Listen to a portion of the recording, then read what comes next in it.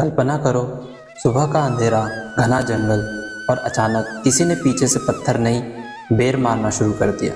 लेकिन जब भक्त ने पीछे मुड़कर देखा तो उसके प्राण कांप उठे, क्योंकि वहाँ स्वयं कन्हैया खड़े थे।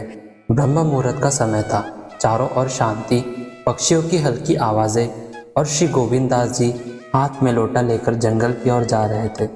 उस समय न घरों में वॉशरूम होते थे, न कोई सुविधा, लेकिन भक्त का नियम अटल था। पहले शौच, फिर स्नान, फिर ठाकुर जी की सेवा। उधर मंदिर में मंगला आरती में अभी आधा घंटा बाकी था, लेकिन अचानक ठाकुर जी के नेत्र खुल गए, जैसे किसी अपने की याद आ गई हो। और फिर 550 वर्ष पहले कलयुग में स्वयं ठाकुर जी खिड़की के बाहर निकले, सिर पर फेटा बांधा और चुपचाप गोविंद दास जी के पीछे चल पड़े। ठाकुर जी को नटखट नीला करने का मन हुआ। अभी कुछ ना कहूँगा, पहले इसे छेड़ता हूँ। गोविंद दास जी जैसे ही बैठे, उसी समय टप एक बेर आकर उनके ऊपर गिरा। कौन है? फिर दूसरी तरफ से टप, फिर पीछे से टप। अब तो गोविंद दास जी परेशान हो गए, जगह बदलने लगे, इधर कूदे उधर भागे, लेकिन जो भी था पीछा ही नहीं छोड़ रहा था। तभी गोविंद दास जी की नज़र दूर गई। पीताम्बर, मोर मुकुट, वो मंद मंद मुस्कान। अरे कन्हैया लाला, तू आयो का? और उधर ठाकुर जी भी बस मुस्करा रहे थे, जैसे ही बाल सखा अपने मित्र को छेड़ रहा हो।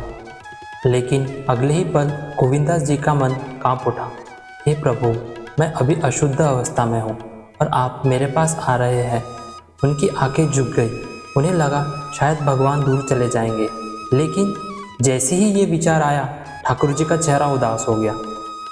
ठाकुर जी ने कहा, अगर तू मुझे सखा मानता है तो ये दूरी कैसी? बस फिर क्या था, गोविंद दास जी तुरंत साख्य भाव में आ गए।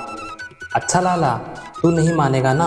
और फिर आगे आगे ठाकुर जी भाग रहे थे, पीछे पीछे गोविंद दास जी। पूरा जंगल उनकी दिव्य हंसी से गूंज उठा। ऐसा लग रहा था जैसे द्वापर युग फिर से लौट आया हो। तभी सामने से गोविंद दास जी की माता आ गई और उन्हें ठाकुर जी को तो नहीं देख पाई, बस गोविंद दास जी अजीब अवस्था में दौड़ते हुए दिखे। अरे राम राम राम राम, इस उम्र में ये क्या कर रहा है? गोविंद दास जी संकोच में भर गए और उसी क्षण ठाकुर जी मंद मंद मुस्कुराते हुए अंतर ध्यान हो गए। भक्त और भगवान का रिश्ता दुनिया की मर्यादाओं से भी बड़ा होता है। जहाँ सच्चा प्रेम होता है, वहाँ पवित्रता, अशुद्धता नहीं, सिर्फ अपनापन होता है। भगवान राजा बनकर नहीं, कभी कभी मित्र बनकर आते हैं। और याद रखना, भक्त पुकारे प्रेम से तो दौड़ आते श्याम। भक्त पुकारे प्रेम से तो दौड़ आते श्याम। सच्चे मन के सामने झुक जाते सब धाम।